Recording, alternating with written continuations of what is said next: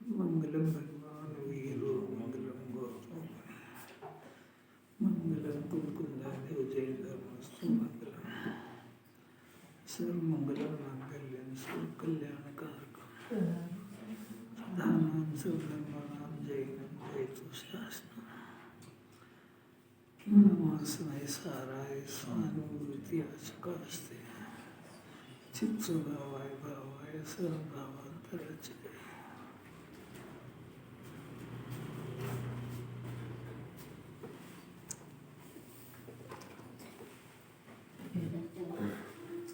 जिनकी तृष्णा से अत्यंत दुखी होकर इन्हें भोगने के लिए तूने अपने अमृत को मलिन किया और मन की सेवक इंद्रियों का आज्ञाकारी होकर इसमें प्रवृत्ति की, उन कड़वे विष के समान विषयों में क्यों स्वाद है, क्या स्वाद है?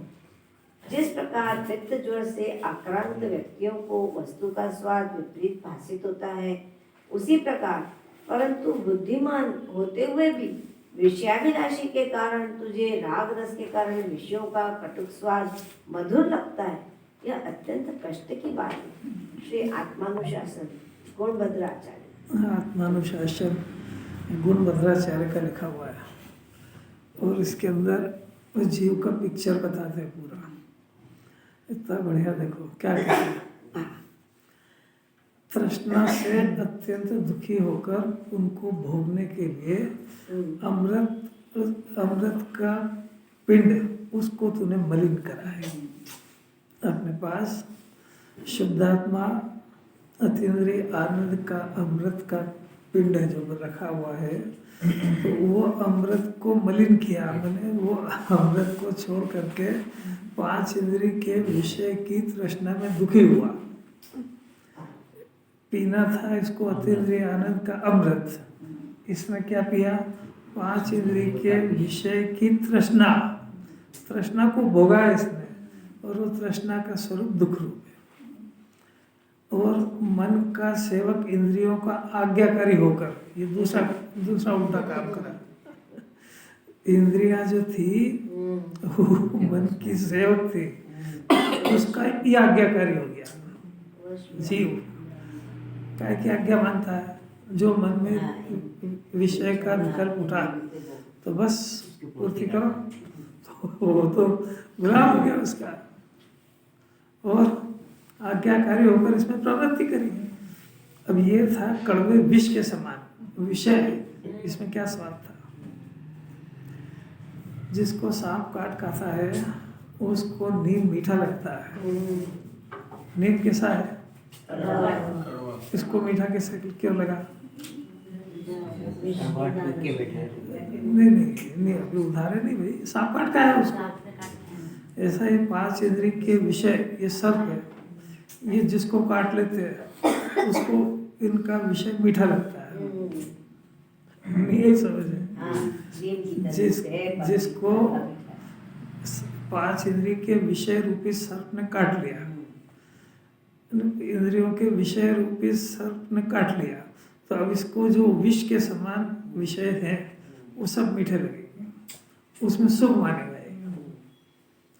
सुख है कि नहीं? कि जैसा वो कैसा बोलता है तो है ही नहीं सुख, और लगा उसी के पीछे। तो भगवान की पूजा भी इसलिए करता है कि 5 इंद्रिय के विषय दो मेरे को, और बोलता क्या भगवान सीख गया कि सुख नहीं है उसमें। अपना प्रैक्टिकल करो अब यार। अब भूख भी लग रही है, उसी समय क्लास भी है, क्या चॉइस करें? तब पता लगेगा उसको कि कहाँ सुख।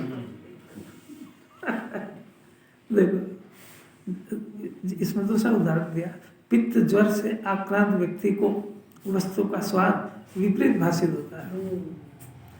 जिस 5 इंद्रिय के विषय को भोग करके अनादिकाल से दुख पाया है, उसी 5 इंद्रिय के विषय को फिर से पंच परमेष्टि से चाहता है। उसी प्रकार बुद्धिमान होते हुए भी विषयों की अभिलाषा के कारण इसको राग का रस कटुक होने पर भी मीठा लगता है। ऐसा कह रहे हैं ये गुणभद्राचार्य। आखिरी बात बहुत कड़क है कि ये अत्यंत अभी कष्ट की बात है, भविष्य में इसमें फिर कष्ट भोगेगा। कैसी अपूर्व बात। इतना असर नहीं समझ पाया कि 5 इंद्रिय का कोई सा भी विषय जिसको जीव भोगना चाहता है और उसमें इसको सुख लगता है, तो प्रश्न ये है कि उसको छोड़ता क्यों? आपको सुख लगा ना उसमें, काय में, खाने में, पीने में, टीवी देखने में, कोई सा भी विषय 5 इंद्रिय का तुमने उसको शुरू किया, तो जब उसमें सुख था तो तुम सुख भोग रहे थे, तो तुमने उसमें स्टॉप क्यों किया? ये आचार्य पूछ रहे हैं आपसे कि आपको ये भ्रम हो गया था कि उसमें सुख है, उसमें सुख नहीं था, आपके ज्ञान ने उसको बहुत जल्दी रिजेक्ट कर दिया। अब ये फिर भी रिजेक्ट कर दिया, फिर उसी को पकड़ता है। ये भी कैसा चमत्कार है, ये मिथ्या दर्शन का चमत्कार है। उसका ज्ञान नेत्र खोल नहीं देता। अभी इसको अच्छा बढ़िया स्वाध्याय का, अपने आत्महित का अवसर मिला, तो अब ये जिनेन्द्र भगवान से क्या चाहता है? कोई व्यापार अच्छा चले, नौकरी मिल जाए, और इतने 2 ही जीव मिल जाएंगे तो ये सब छोड़ देगा तू? ये अच्छा है, नहीं मिलेगा। आपने बहुत आसानी से बोल दिया, यार पूछता हूँ मुझसे। प्रैक्टिकल देखना चाहिए इसका। अरे अवसर किसको मिलता है? शुरू करते हैं विवाद, बड़े मूड में आ जाए चाहिए। पहले जो बच्चा है ना, थोड़ा टीवी देख ले, मूड में आ जाए, दूध पी लेगा। तो खेलते खेलते छोड़ा के लाओगे, दूध नहीं पिएगा। जिनेन्द्र परमात्मा वीतरागी देव, उनके जो 18 दोष खलास हो गया, उनको भूख लगती नहीं है। भूख लगना इसको बीमारी है, यही समझ में। अभी जो भूख लगती है, तो ये भूख लगती है तो इसकी सामग्री, इसको मिटाने के लिए जो सामग्री मिलती है, उसमें पुण्य के उदय की अपेक्षा है। समझते? तो उसमें जिस जीव को भूख लगी है, खाने की इच्छा है, और वो जो चाहे, जो भी उसकी इच्छा हो, वो सामग्री मिलना, ये उसके पुण्य के उदय की बात है। बात समझ में आई? अब पाप का उदय हो तो वो कितनी भी इच्छा करे, भूखा रहेगा, सामग्री नहीं मिलेगी। ये तो हो गया पाप और पुण्य का डिफरेंस। अब ये जो देवता मिले हैं, ये देवता कोई विचित्र तरह की बात बताते हैं। पहले आप उदाहरण से मेरे को जवाब देना कि एक डॉक्टर आपको बीमार होने पर दवा देता है, और एक डॉक्टर आपको ऐसी टेक्निक बताता है, ऐसी चीज़ें बताता है कि आप बीमार पड़ो ही नहीं। आप कौन सा डॉक्टर पसंद करोगे? कितना होशियार है, नहीं करेगा, पक्की बात है। यार आप ये कैसी बात है, ये कहा कि बीमारी है, कि बीमार हो गोली खाओ, हमेशा इनके पास हम ये ऐसी बता रहे, सीधी बात है। तो ये जिनेन्द्र परमात्मा ऐसे दे, कैसे कि इसको ही सामग्री, इसका पुण्य बंधे, फिर इसको सामग्री मिले, फिर लोग सब पुण्यशाली भाग्यशाली कहे कि वो तो पागल है, मूर्ख है वो। ये जिनेन्द्र देव वो आत्मा और सुख का खजाना बताते हैं कि वो अतीन्द्रिय सुख जो वो पी रहे हैं, वो इसको खजाना दे करके उसको ये पुण्य का परिणाम और अभिलाषा की जरूरत ही नहीं पड़े, मैंने भूख लगेगी ही नहीं उसको अनंत काल तक के लिए। अब ये अज्ञान दशा के अंदर ये पुण्य के उदय की सामग्री को चाह रहा है, और जिनेन्द्र परमात्मा ऐसे डॉक्टर वेद है कि इसको पुण्य के उदय की सामग्री की भोग की जरूरत पड़ेगी ही नहीं। देवशास गुरु की पूजन है ना, नैवेद्य का जो छंद है, उसकी जो है ना लाइन है, याद है किसी को? याद है? नहीं। हाँ, शतरस मिश्रित भोजन से ये भूख मेरी शांत हुई, अब आत्म रस है गजब। जैसे इसने आत्म रस चखा तो फिर इंद्रिय इच्छा दमन हुई।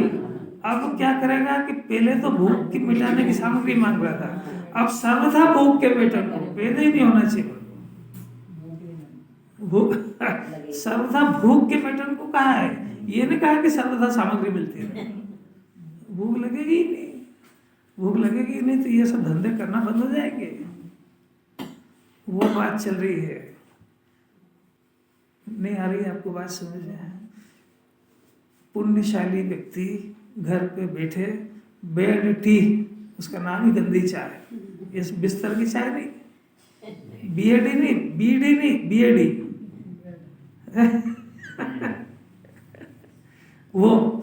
वो सब अनुकूल सामग्री मिले, वो पुण्य का उदय है कि सुबह उठते से सबसे पहले जिन्हें परमात्मा मिल जाए और वो ये औषधि बताए, ये पुण्य का उदय है।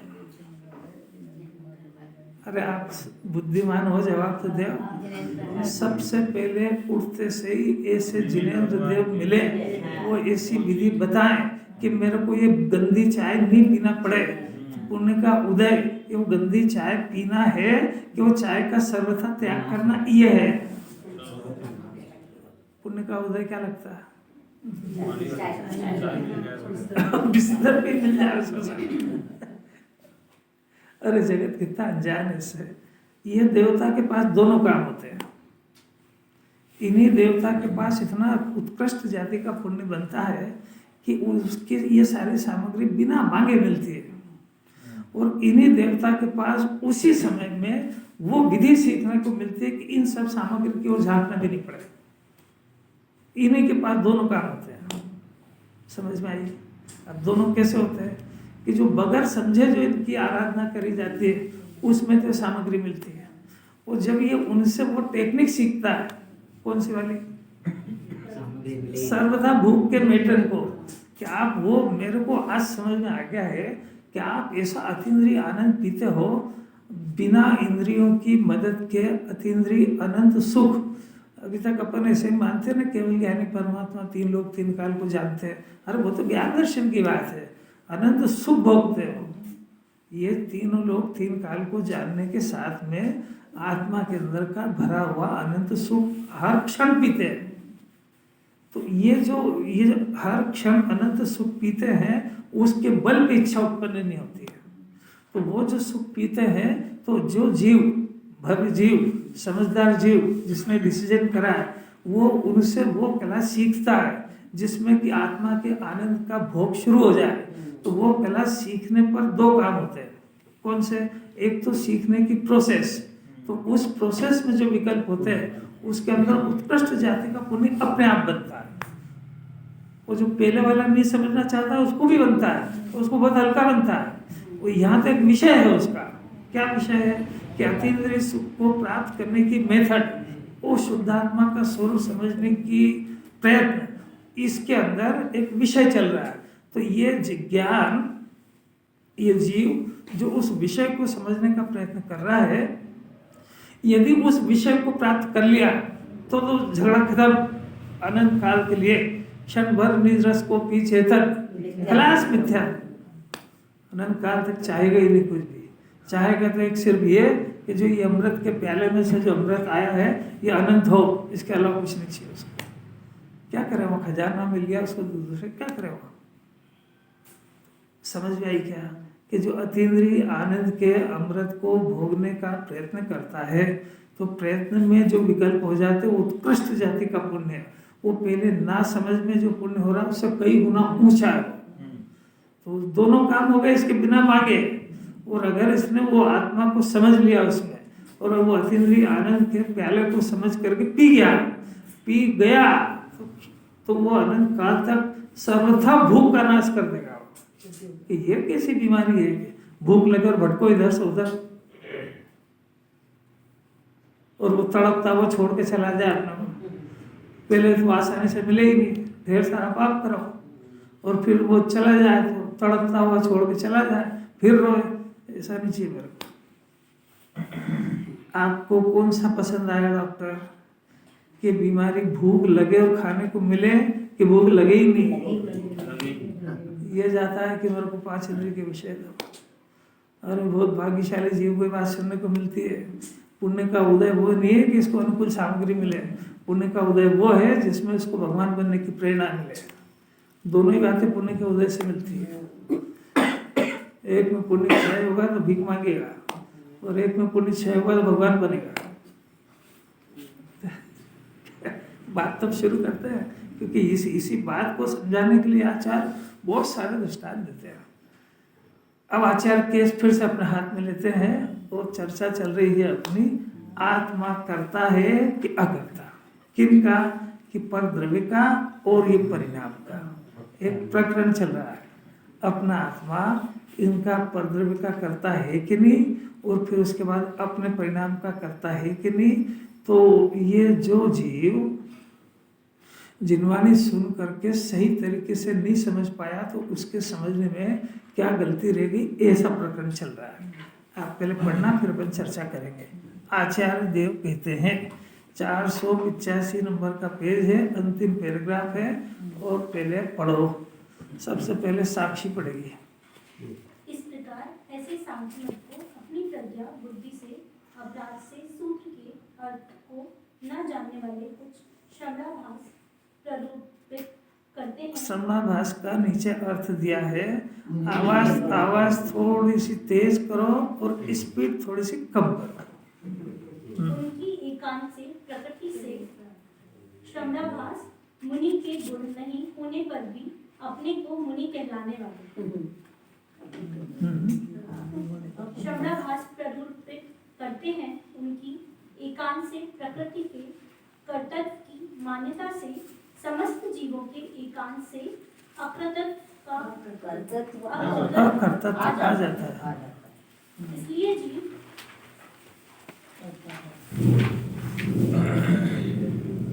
करता है, ऐसी जो श्रुति है उसका को दूर करना अशक्य हो जाता है। अर्थात भगवान की वाणी की विराधना होती है और कर्म आत्मा के अज्ञानादि सर्व भावों को, जो कि पर्याय रूप है, उन्हें करता है, और आत्मा तो आत्मा को ही एक को द्रव्य रूप को करता है। इसलिए जीव करता है। इस प्रकार श्रुति का कोप नहीं है। ऐसा जो अभिप्राय है वह मिथ्या ही है। इसी को समझाते हैं। बस इसी को समझाते हैं। समझ में तो नहीं आया होगा क्या बोल रहे हैं ऐसे। अमृत चंद्राचार्य समझा रहे हैं, अपन खुद सब समझ रहे हैं, मैं नहीं समझा रहा हूँ। अमृत चंद्राचार्य केस अपने हाथ में लेते हैं और वो इस जीव को सुखी करने की विधि बताते हैं। पहले तो सबसे पहली दशा के अंदर तो सारा लोक इस जीव को अपनी जो भी सामग्री मिल रही है या बिछड़ रही है उसका कर्ता ईश्वर को मानता है। जो सामग्री मिल रही है या फिर वो बाहर के इनको मानता है, इन्होंने मेरा काम बिगड़वा दिया, इन्होंने सुधरवा दिया। ये जो काम हो रहा है उद्गल का जो इसके संयोग संबंधित, ये इसकी पूरी मिथ्या कल्पना है, झूठा है। न तो कोई भगवान दे रहा है और न कोई दूसरा अपनी परिस्थिति को बिगाड़ रहा है, सुधार रहा है। कि ये अब कुंदाचार्य अमृत चंद्राचार्य के पास गए तो उन्होंने कहा भाई ये सृष्टि का कर्ता ईश्वर तो है नहीं, और ये जो सामग्री आती है वास्तविकता तो ये है कि वो अपने क्रमबद्ध ही उन परमाणु का उस समय की वैसी योग्यता से वैसा परिणमन होता है। पर ये भी जीव बेचारा नहीं जानता है ये सब लैंग्वेज को। ये डॉक्टरों की लैंग्वेज है, ऐसा ये आचार्यों की लैंग्वेज है। वो डॉक्टर लिखता है ना बीमारी, वो किसी को समझ भी नहीं आती वो क्या लिखा है वो शार्ट में सब लिख देता है। ऐसा कुंदाचार्य की वाणी अमृत चंद्राचार्य की जरा मेहनत बाकी समझने के लिए, तो उन्होंने इसको शॉर्ट में इतना कह दिया, इतनी बात तो समझ में नहीं आई। तो उन्होंने किया भाई जो तेरे कर्म बनते हैं ये उसका जब परिपाक आता है, उदय आता है, तो ये अनुकूलता प्रतिकूलता बनती है। और वो जैसे जैसे तेरे पाप के परिणाम हुए तो पाप का उदय आता है, पुण्य के परिणाम हुए तो पुण्य का उदय आता है, ये पूर्व में, और इसका जो फल मिलता है ऐसा मिलता है। इतनी बात कहकर उन्होंने छोड़ दिया। अब उसके बाद फिर दूसरा केस आया कि मेरे अंदर परिणाम होते हैं, कि कभी तो अच्छे परिणाम होते हैं, कभी तो पुण्य के होते हैं, कभी पाप के होते हैं। मैं बहुत चाहता हूँ कि मंदिर में मेरे पाप के परिणाम नहीं हो, तो मंदिर में तो मेरे को घर के और 5 इंद्रिय के और कने क्या क्या परिणाम होते हैं। और मैं चाहता हूँ घर पे मैं इस काम को व्यवस्थित करूँ तो मेरे को मंदिर की और वो समय सार की बात याद आ जाती है। ये होता क्या है, ये कौन करता है? आपको कोई बात समझ में आई? पहले मैं तो सारा उसको मानता था, अब ये अंदर अंदर भी एक घटना लगी, इसको थोड़ी थोड़ी जिनवाणी के नजदीक आया। ये बातें उस जीव को थोड़ी समझ में आएगी जिसका मिथ्या दर्शन थोड़ा गल रहा है। जिसका मिथ्या दर्शन नहीं गल रहा है वो इस एजेंडे में आएगी, इस परिधि से बाहर रहेगा। समझ में आ रही है क्या? चारित्र के दोष की बात नहीं चल रही है। इन चारित्र का दोष माने पुण्य का परिणाम कम और ज़्यादा, ये यहाँ पे उसकी चर्चा नहीं है। यहाँ तीव्र कषाय मिथ्या दर्शन को कह रहे हैं, माने विपरीत मान्यता को, माने अपने आत्मा के स्वभाव से विपरीत मानना या देवशास्त्र गुरु के आदेश से विपरीत मानना, उसको मिथ्या दर्शन कहते हैं। उसके अंदर इसकी मान्यता चल रही है विपरीत, तो इसको विपरीत मान्यता में सबसे ज़्यादा खतरनाक है कर्ता बुद्धि। और वो कर्ता बुद्धि इसको इस घेरे में नहीं आने देगी, क्योंकि यहाँ जीव के ज्ञान स्वभाव की बात चलती है, यहाँ ज्ञाता स्वभाव की बात चलती है, और वो कर्ता बुद्धि में व्यस्त है। वो कर्ता बुद्धि दर्शन मोह की मिथ्यात्व की तीव्र कषाय करना है, और ज्ञाता बुद्धि उत्पन्न करने का प्रयत्न वो मंद मिथ्यात्व है, और वो 5 इंद्रिय के विषय भोगने का परिणाम है तीव्र कषाय, और उसका त्याग करके और ये बातें सुनना ये मंद कषाय, वो चारित्र मोह से संबंधित काम है। और अभी चर्चा चल रही है दर्शन मोह से संबंधित। आपको सबको समझ में आ रही है क्या? के लिए ये तो पता लगे अपना प्रकरण कौन सा चल रहा है। तो दर्शन मोह, अब ये जीव क्या गलती करता है कि ये सही आचार्यों के पास आकर के सही बात इसने सुनी नहीं। जिनवाणी कह रही है कि पहले मिथ्या दर्शन जाता है, यानी दर्शन मोह की तीव्रता ये खलास होती है, फिर चारित्र मोह की तीव्र कषाय मन कषाय की चर्चा बाद में करेंगे। वो गुण स्थान से ऊंची बात है, अभी गुण स्थान में प्रवेश की चल रही है। प्रकरण समझ में आ गया? तो अभी इसको जो दर्शन मोह की तीव्रता के कारण ये अपने से भिन्न पदार्थों पे एकदम झपटता है, ये मेरा है एक बात, और उन पदार्थों को देख करके एकदम मचलता है उनकी पर्याय को बदलने के लिए। ये मिथ्या दर्शन संबंधित तीव्र कषाय है। 5 इंद्रिय के विषय के लिए भूखा प्यासा बैठा है, जैसे उसको 5 इंद्रिय का विषय मिले वो चिढ़ जाता, सब छोड़ देता है। उसकी अनादिकाल की आदत है। यहाँ से पुण्य कर रहा है, यदि तत्व ज्ञान साथ में नहीं है, यानी मिथ्या दर्शन गिला हुआ नहीं है, तो यहाँ ब्रह्मचर्य महाव्रत अंगीकार करता है, और उसके फल में स्वर्ग में जाकर के 32,000 देवांगना के साथ एक साथ चिपकता है। ये एक दिन की कहानी नहीं है, ये अनादिकाल की है, क्योंकि उसने वो विषय की वासना का नाश नहीं किया, बल्कि विषय की वासना की पूर्ति के प्रयत्न करे।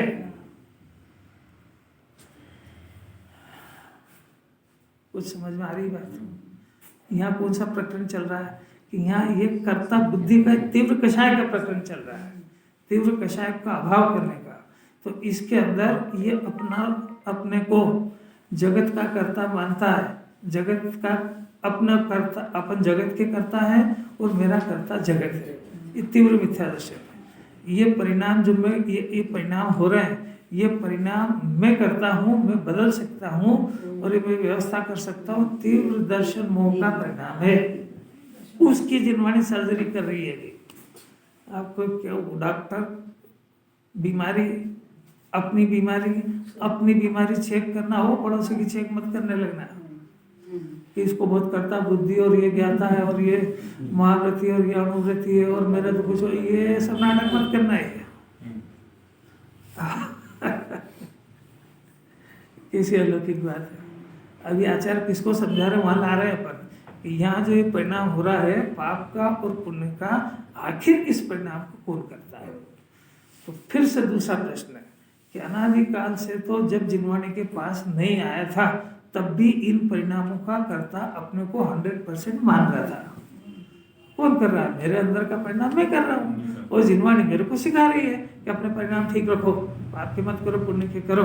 तो मैं करता हूँ, जब भी जिनवाणी ने भी आदेश दिया और मैं करता हूँ। इसमें क्या पूछना, क्या दिमाग लगाना इसमें? ऐसा मान रहा था। जब ये कुंकुंदाचार्य के पास आया तो उन्होंने बताया कि भाई आत्मा का स्वभाव स्वरूप तो ऐसा है कि इसके 2 हिस्से, एक द्रव्य है और एक पर्याय है। एक त्रिकाल टिकने वाली वस्तु है, एक परिणमती हुई दशा है, और इन दोनों को मिला करके आत्मा कहते हैं। तो आत्मा के अंदर कर्तृत्वपना भी है और अकर्तापना भी है। तो तू कर्तापना मान रहा है तो तू सर्वथा मानता है। तो इसमें तो जिनवाणी का विरोध आता है, कोप आता है, जिनवाणी की विराधना होती है। कि साहब मैंने क्या जिनवाणी को कुछ गलत बोला जो विराधना होगी?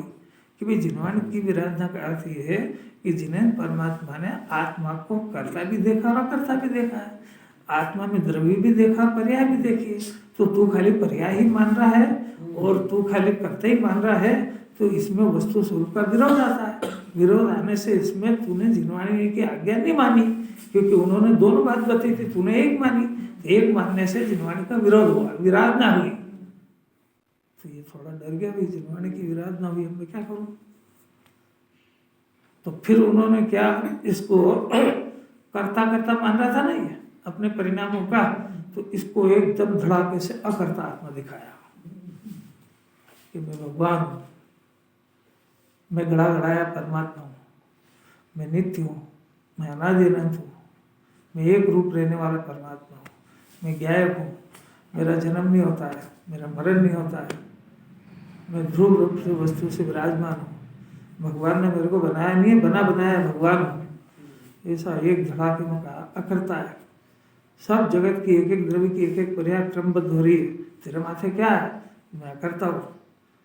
सब ये पर्याय ये भी क्रमबद्ध हो रही है, ये परिणाम हो रहे, ये भी कर्म के उदय के साथ तेरे कुछ नहीं है, तो भगवान अकर्ता है। अब इसने बात सुनी, जोर से सुनी, जोर से मैंने रोज सुनी, बलपूर्वक सुनी, तो फिर इसने गलती कर दी। मैं तो अकर्ता हूँ, कुंदाचार्य का आदेश मैंने मान लिया और मैं करता हूँ। उन्होंने कहा पहले कर्ता मान रहा था तो बोलना था गलत है, अब मैं अकर्ता हूँ। फिर गलती कर गया कि ये सर्वथा ही अकर्ता मान गया। तो अब वो नहीं सुना उसने कि भाई सर्वथा करता है, तो तेरे जो अंदर ही परिणाम चल रहा है इसका कर्ता कौन है? तो उसने सुना, आपने ही तो बोला ऐसा कर्म का उदय करता है और मैं तो करता हूँ। अरे आपने ही तो बोला छठी गाथा में, आपने मेरा स्वरूप बताया, प्रमथ नहीं अप्रमथ नहीं, मैं एक ज्ञान हूँ, प्रमथ और अप्रमथ मैंने मलिन पर्याय निर्मल पर्याय, पहले से छठे गुण स्थान, सातवें से ऊपर की सब गुण पर्याय, ये मैं नहीं करता हूँ, मैं तो करता भगवान ज्ञान हूँ। आपने तो बताया था, तो वो पर्याय जब में हुई नहीं तो मैं उसका करता भी नहीं हूँ, जब करता नहीं हूँ तो मैं अकर्ता हूँ, अकर्ता हूँ तो अब अभी भी तेरे ऊपर जिनवाणी का कोप है, क्योंकि तूने पर्याय अंश को उड़ा दिया। आपको कुछ समझ में आई क्या बात? क्या बात चल रही, समझ में आ रही कि नहीं? आत्मा को समझने की प्रोसेस चल रही है, क्योंकि आत्मा में दोनों अंश है, एक परिणमती हुई दशा भी और एक अपरिणामी भी। अपरिणामी जो है ध्रुव एक रूप रहने वाली गायक सत्ता जिसको आत्मा कह रहे हैं, वो आत्मा दृष्टि का यानी श्रद्धा का विषय है कि ये है सो मैं हूँ। वो जो परिणमती हुई दशा है वो सम्यक ज्ञान का विषय है। तो सम्यक ज्ञान का विषय मैंने खाली वही नहीं, आत्मा सहित यानी अपरिणमती हुई दशा सहित परिणमती हुई दशा, ये सम्यक ज्ञान का विषय है। और सम्यक दर्शन और सम्यक ज्ञान दोनों एक साथ होते हैं। प्रकरण समझ में आ रहा होगा मेरे ख्याल से सबको। मेरे को डर लगता है कि यार समझ भी नहीं आ रहा हो, कठिन है, तो फिर कठिन नहीं, बिल्कुल सरल है, क्योंकि अपना आत्मा बने ही ऐसा।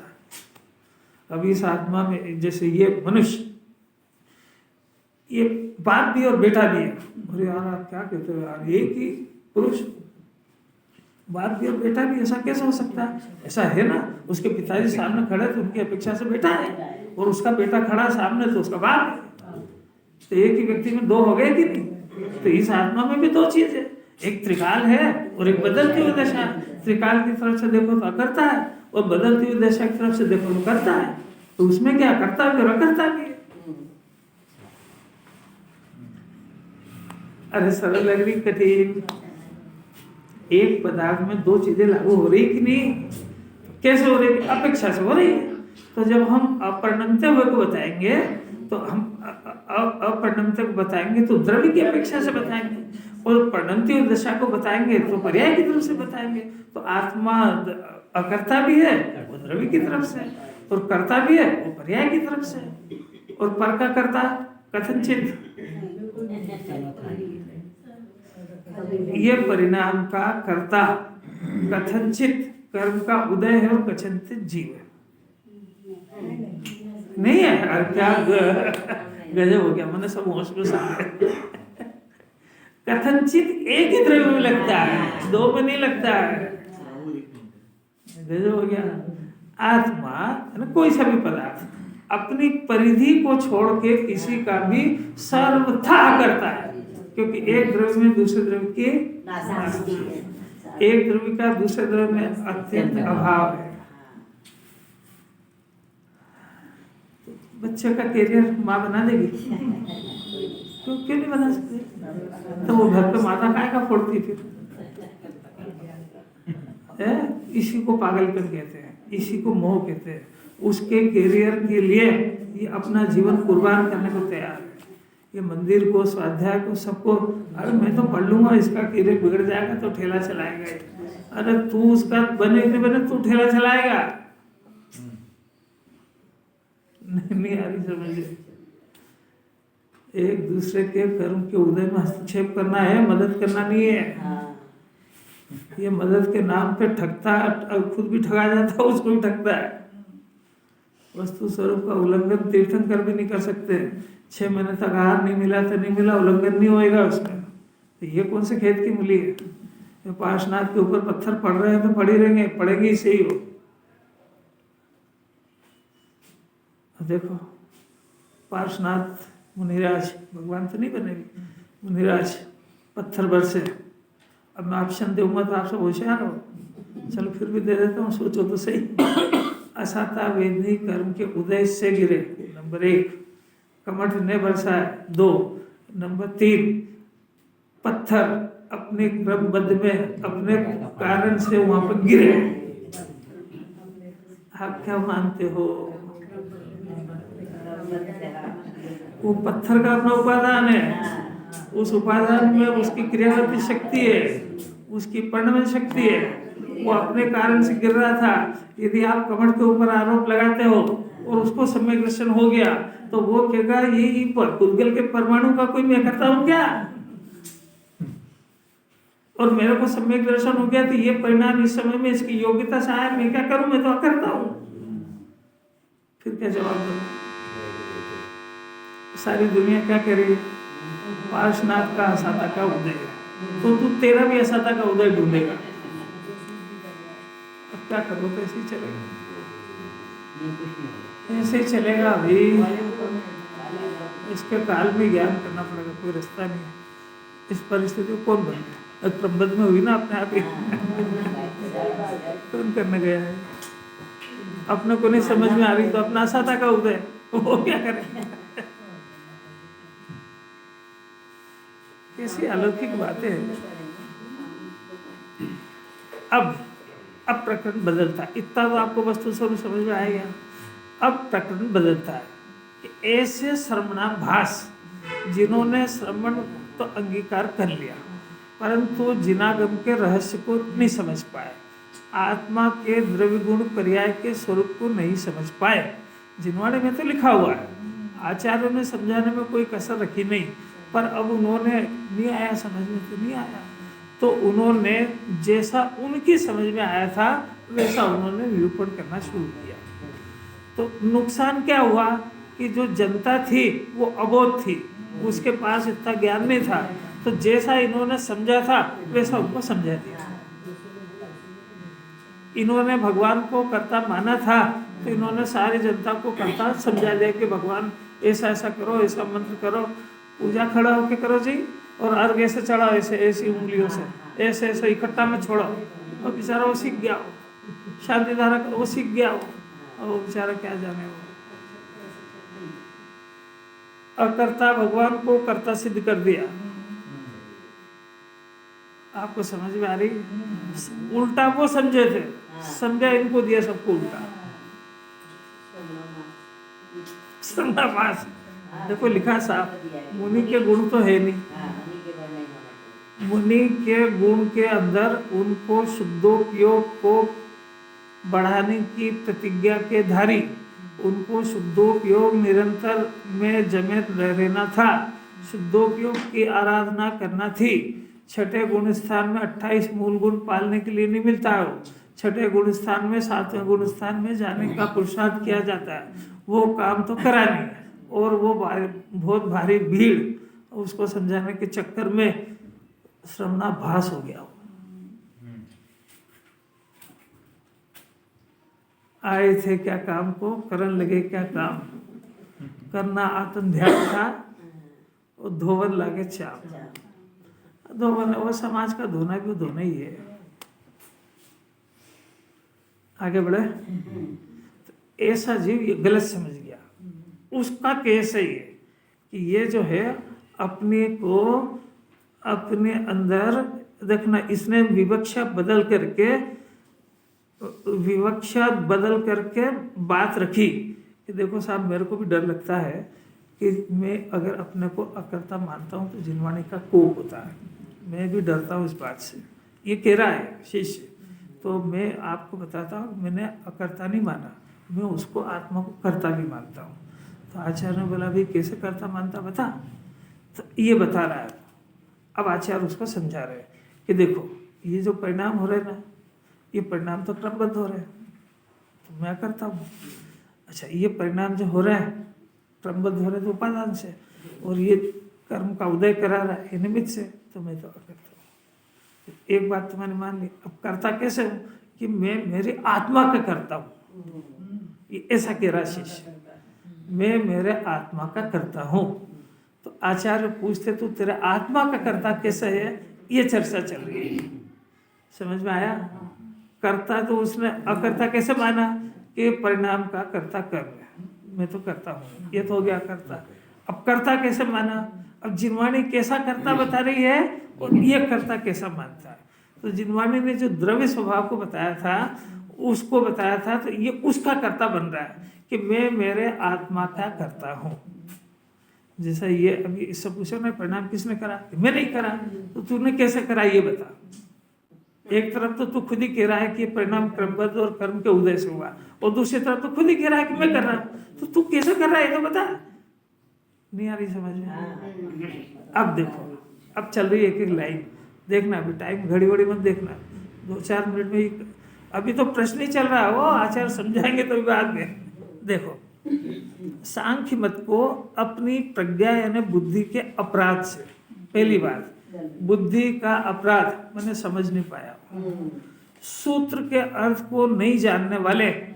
श्रवणाभास की परिभाषा क्या है, जिन्हें परमात्मा के जो सूत्र हैं जो आचार्यों के माध्यम से अपने पास आए, उसके यथार्थ अर्थ को नहीं जानने वाले, और उसके नहीं जानने के कारण, उसका अर्थ नहीं समझने के कारण बाहरी वेश को धारण करके श्रवण कहलाने लगे, परंतु वे अर्थ नहीं जानते, इसलिए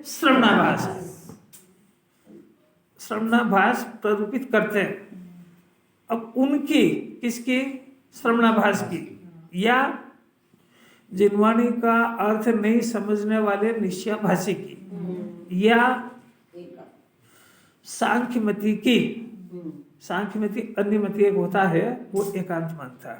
उनकी एकांत प्रकृति के कर्तृत्व की मान्यता से, प्रकृति यानी कर्म का उदय, हमारे परिणाम का कारण कौन है, प्रकृति का कर्तृत्व, इसकी मान्यता से समस्त जीवों में एकांत से अकर्तृत्व आ जाता है।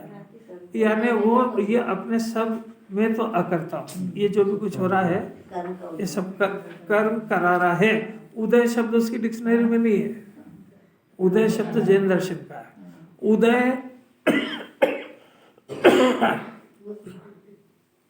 उदय तो कर्म पे लागू पड़ता है। प्रकृति वो कर्म वर्म नहीं समझते, उनके पास 8 कर्म नहीं है। एक प्रकृति यानी कर्म है और वो कर्म कराता है। अपने यहाँ द्रव्य कर्म है और वो 8 जाति के वो उसमें निमित्त होते हैं, और ये उसको कर्ता मानता है। निमित्त होते हैं का अर्थ है कि वो केवल रहते हैं, उपस्थित करते नहीं है, और ये कर्तृत्व मानता है। दो ही में अंतर लगा। एकांत से अकर्तृत्व आ जाता है, इसलिए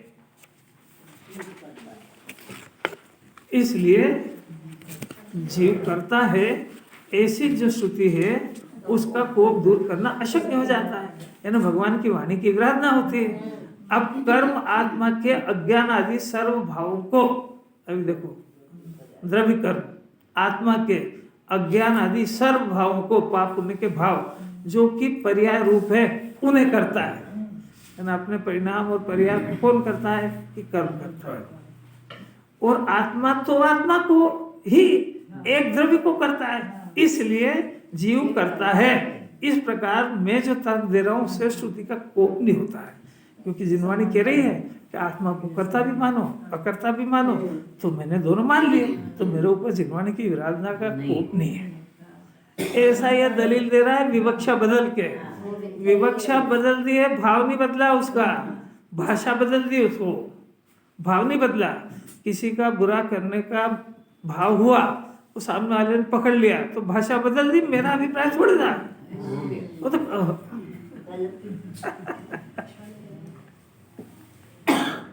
अरे प्रश्न समझ आ गया तो उत्तर समझने का मजा आएगा। इस प्रकार मेरे ऊपर श्रुति का कोप नहीं होता है। ऐसा जो अभिप्राय है आचार्य कह रहे इतना अभिप्राय ना मिथ्या है, हमको घुमाने की कोशिश मत करो। समझ में आया? अब आचार्य से पूछेंगे तो सही, पर इसमें क्या अभिप्राय मिथ्या हो गया मेरा,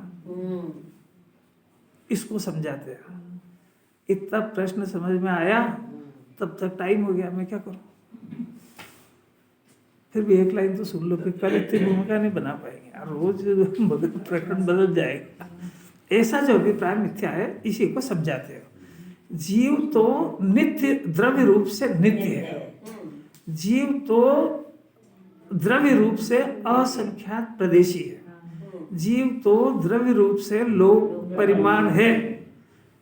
तीन विशेषण दिया द्रव्य के, एक नित्य है, एक असंख्यात प्रदेशी है और एक लोक परिमाण है।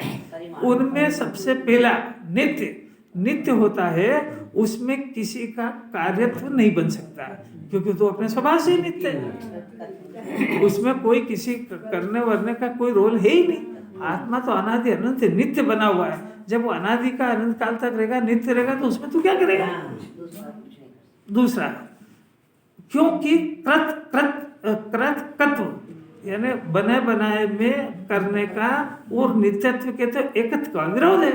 यानी आत्मा नित्य है, इसलिए वह कृतक यानी किसी के द्वारा किया गया हो ही नहीं सकता है।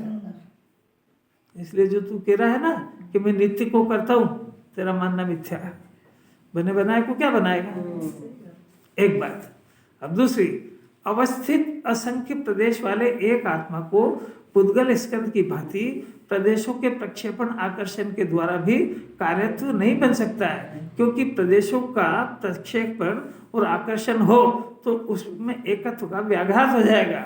यानी स्कंद और अनेक परमाणु का बना हुआ है, इसलिए उसमें से परमाणु निकल जाते हैं और उसमें आते भी हैं, परंतु आत्मा तो निश्चित असंख्यात प्रदेश वाला एक ही द्रव्य है। मैंने जो पुद्गल का ढेर है उसमें तो परमाणु आते हैं और जाते हैं, आते हैं तो बड़ा हो जाता है, जाते हैं तो छोटा हो जाता है, पर आत्मा के तो असंख्यात प्रदेश एक जैसे ही रहते हैं तीनों काल। उसमें संकोच विस्तार शक्ति की वजह से वो दूसरा गुण है कि वो निगोद में रहे तो प्रदेश छोटे हो जाते हैं, और हाथी और देव के शरीर जात प्रदेश पर रहते असंख्यात प्रदेश ही है। तो तू असंख्यात प्रदेश में भी क्या करता है ये बता। इसमें तो उसमें न तू प्रदेश कुछ सामान ला सकता है, न उसमें से निकाल सकता है, तो तू क्या करता है उसमें? अब तीसरा, इसलिए वो अपने प्रदेश को नहीं निकाल सकता, वो अधिक प्रदेश को ला नहीं सकता।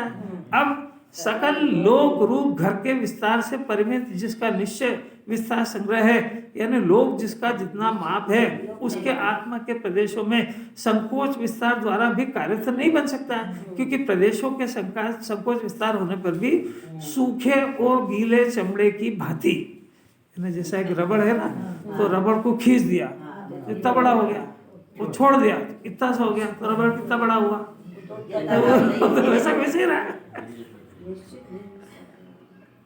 कैसा गजब है। तो ऐसा निश्चित निज विस्तार के कारण आत्मा को हीन और अधिक नहीं किया जा सकता। इस प्रकार आत्मा के द्रव्य रूप से आत्मा के कर्तृत्व नहीं बन सकता, और वस्तु स्वभाव का सर्वथा मिटना अशक्य होने से ज्ञायक भाव ज्ञान स्वभाव में ही स्थित रहता है। ये बात बहुत समझने की है, ये कल चलेगी।